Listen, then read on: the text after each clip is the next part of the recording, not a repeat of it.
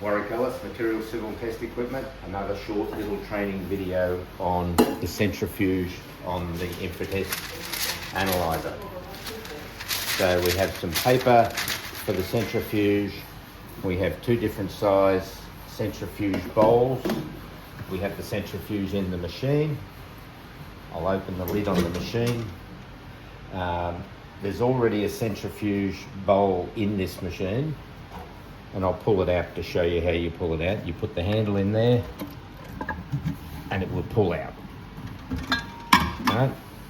Now this centrifuge already has a paper in, so we're not going to play with that, but it's already got the paper in the centrifuge and it's been used. It's got filler in the centrifuge. So we put it back in. Here are the two centrifuge bowls. We've got two centrifuge bowls here. You can see the size of the lip. The small lip is up to 200 grams of filler. The large lip is up to 300 grams of filler in a specimen. So whichever's needed. The paper has two sides. It has a shiny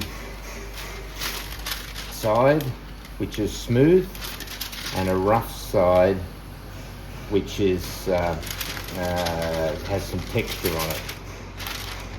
So the shiny side has to go outwards. So here's the shiny side, so it's the outside, and we put the paper.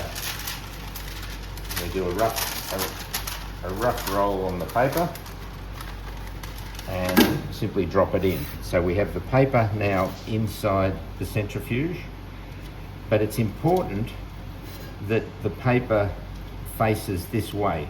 See, we've got the lip on this side compared to that, because the centrifuge spins very fast in that direction. You want the trailing edge to cover the leading edge. If we had it the reverse way, the paper, the airflow in the centrifuge can make the paper lift off the centrifuge. So it's important to have the paper the correct way in the centrifuge. We drop it in, as I showed you before. I'll pull this one out with the handle, and then we can simply drop the paper into the machine, ready to go. I'll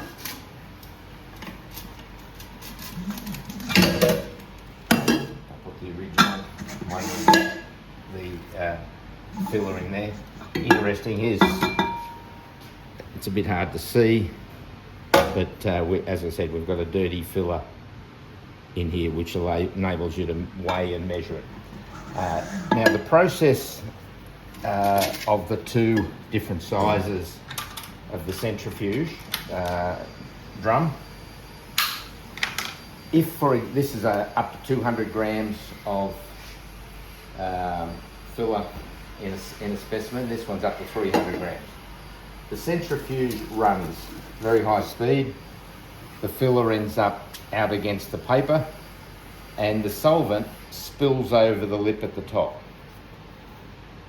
When the centrifuge process finishes in the machine, if, for example, you only have 200 grams of filler in this, let's say you've got 100 grams of filler in this 200 gram container, you will have, in the centrifuge, you'll have some filler, and there'll be a small amount of residual solvent in the centrifuge.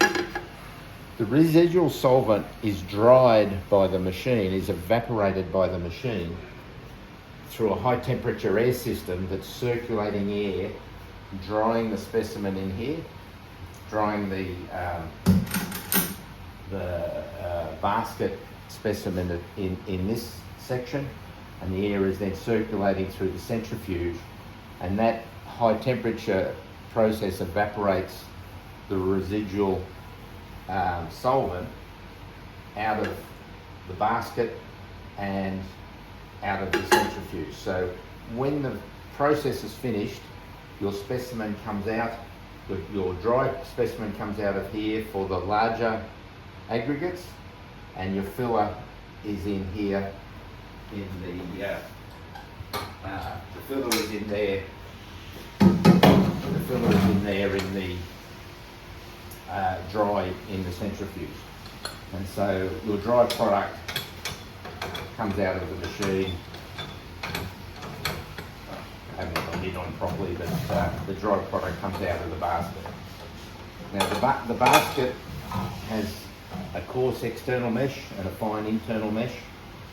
The internal mesh, we have 4 different sizes internal mesh. We have 60 micron, 75 micron, 90 micron, and specific for Australia, we have 125 micron. The 125 micron allows you to get up to 125 micron filler all trapped in the centrifuge at the end of the process. I hope that helps. Warwick Ellis, Material Civil Testing. Thanks for the training day.